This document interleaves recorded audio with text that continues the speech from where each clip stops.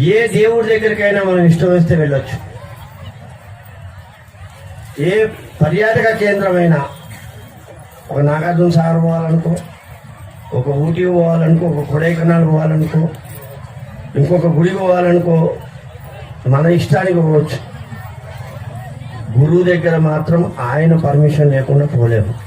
ఆయన పిలుచుకున్నోడు మాత్రమే ఇక్కడికి రాగలుగుతాడు. అది గురువు యొక్క లక్షణం. ఎవరు గురువు అంటే, ఉకారం అనే అక్షరంలో అజ్ఞానం అనే అంధకారానికి సూచన.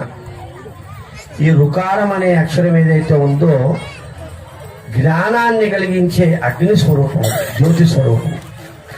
వెరసి గురువు అనే పదానికి అర్థం ఏంటి అంటే, అజ్ఞానాన్ని పారదోలి జ్ఞాన జ్యోతిని వెలిగించేవాడని అర్థం.